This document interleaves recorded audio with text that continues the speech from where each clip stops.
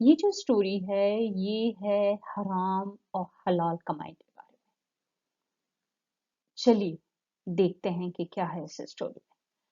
حفصہ کے چہرے پر پریشانی کے آثار تھے۔ اس نے اپنے شوہر خرم سے کہا، اس مہینے پیسے جلدی ختم ہو گئے، ابھی عائشہ اور ایشال کی فیس بھی جمع کرانی ہے اور پیسے بچے نہیں ہیں۔ خرم اداسی سے مسکرایا، ابھی تو 20 تاریخ ہے، مگر اتنی تنخواہ میں تو گزارا مشکل ہی سے ہوتا ہے۔ پھر اس مہینے اشال بیمار ہو گئی۔ حفصہ نے آہستگی سے کہا، تنخواہ ملنے میں بھی 10 دن ہیں۔ تم اسکول جا کر ان سے کہو کہ اگلے مہینے فیس دے دیں گے۔ خرم نے اداس لہجے میں کہا، میں گئی تھی مگر وہ نہیں مانتے، اور پھر اگلے ہفتے میرے بھائی کی شادی میں بھی کچھ خرچ ہوگا۔ حفصہ نے کہا، دیکھو حفصہ، ادھار چکانے کے بعد میری تنخواہ بہت کم بچتی ہے، مگر میرے پاس ایک پیشکش ہے۔ خرم نے بتایا تو حفصہ نے پوچھا، کیسی پیشکش؟ کسی ٹھیکیدار کی پیشکش ہے کہ میں اگر اس کو ٹھیکہ دے دوں تو مجھے کمیشن کے طور پر 1.5 لاکھ روپے دے دے گا۔ خرم نے بات مکمل کی، اس کے بعد تمہاری ساری خواہشات پوری ہو جائیں گی۔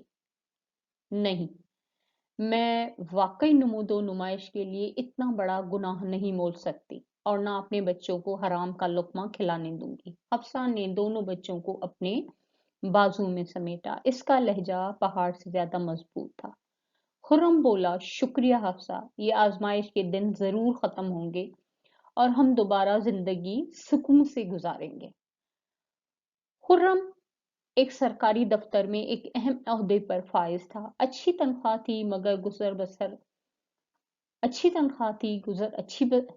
بسر اچھی طرح ہو رہی تھی، مگر اچانک خرم کی والدہ سخت بیمار ہو گئی، جس کی وجہ سے اسے محکمے سے کافی قرضہ لینا پڑا، جو کہ اب وہ آہستہ آہستہ اپنی تنخواہ سے کٹوا رہا تھا۔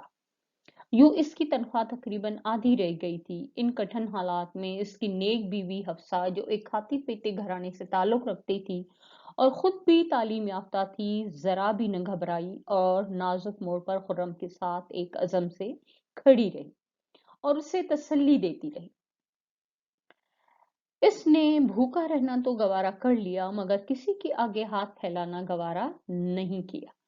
آپ یہ میرا زیور بیچ دیں، کچھ پیسے مل جائیں گے۔ حفصہ نے خرم کے آگے اپنا شادی کا زیور رکھ دیا۔ زیور تو بنتا رہے گا۔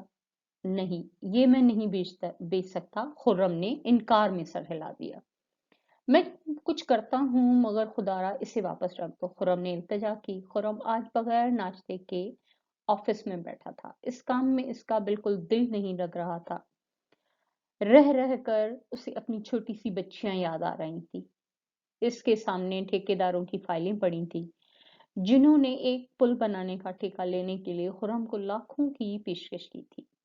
خرم جانتا تھا کہ یہ پل کو ناقص مٹیریل سے بنا کر ناجائز پیسے کمائیں گے، اور خرم کو یہ بات گوارا نہیں تھی کہ وہ قوم کے پیسے میں خیانت کرے۔ اس پر بہت دباؤ ڈالا گیا، مگر وہ ثابت قدم رہا اور ٹھیکہ دیانتدار ٹھیکیدار کی کمپنی کے حوالے کر دیا۔ اللہ تو گواہ رہنا، میں نے حرام نہیں کمایا، خرم نے فائل پر دستخط کرتے ہوئے دبی زبان میں کہا۔ کھانے کے وقفے میں اکثر افسران کھانے کے لیے باہر جا چکے تھے۔ خرم آنکھیں بند کیے کرسی سے ٹیک لگائے بیٹھا تھا۔ اس کی آنکھوں میں نمی تیر رہی تھی۔ اچانک کسی نے اس کا شانہ پکڑا، اسے ہلایا۔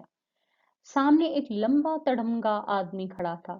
کون ہیں آپ؟ خرم نے آنسو پوچھے۔ سر، میں وفاقی محتسب ادارے سے ہوں، آپ کو میرے ساتھ چلنا ہوگا، مگر کسی کو بتائے بغیر، اس نے نرم لہجے میں کہا۔ کچھ دیر بعد وہ اس ادارے کے ایک بڑے ہال میں موجود تھا۔ تشریف رکھیے مسٹر خرم، ایک افسر نے خوش اخلاقی سے کہا۔ خرم نے دیکھا وہاں ایک گول میز کے دوسری طرف 4 افسران بیٹھے تھے۔ خرم سامنے بیٹھ گیا۔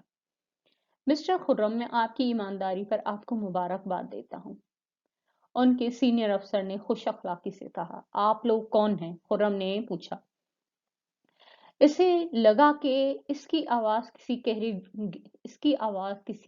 गहरे कुएं से आ रही है। खुर्रम ने खुर्रम साहब, आपने जरूरत के बावजूद ठेके में बददयानती नहीं की। हमें आपके मुआशी हालात का पूरा इल्म है। आप किस सूरत हाल से गुजर रहे हैं हमें पता है। हमने मुख्तलिफ तरीकों से आपको आजमाया। मिस्टर शेख इकराम, ठेकेदारों में शेख इकराम एंड कंपनी ने सबसे कम और मुनासिब कीमत लगाई थी। उन्होंने आपको कमीशन की पेशकश भी नहीं की। ये सब बातें हमारे पेशे नजर थीं। ताहम हम महकमा तामीरात में दयानतदार और बददयानत अफसरान को पहचान सकें। आपको मुबारक हो, आप हमारी तवक्कुआत पर पूरा उतरे और अपने मुल्क को ज़ाती मफाद पर तरजीह दी। मैंने अफसरान बाला से सिफारिश की थी जो मंजूर हो गई है। नेक अफसर एक अफसर मानी खेज अंदाज में मुस्कुराया। वो क्या जनाब, खुर्रम ने धड़कते दिल के साथ पूछा। हुकूमत आपकी ईमानदारी पर बहुत खुश है। इसके सिले में आपको 1 लाख रुपए नकद इनाम और इससे बड़े ओहदे पर तरक्की मिलेगी। और हाँ, वो सांस लेने के लिए रुका। आपके महकमे के सरबराह भी आपसे बहुत मुतासिर हुए हैं और अब आप इनके ताइब की हैसियत से काम करेंगे। वो बोलता चला गया, या अल्लाह, तूने कितनी जल्दी मुझे जरा सी हिम्मत का बदला दे दिया। खुर्रम की आंखों से आंसू निकलने लगे। Thanks for watching doctor Raza academy and educational consultancy.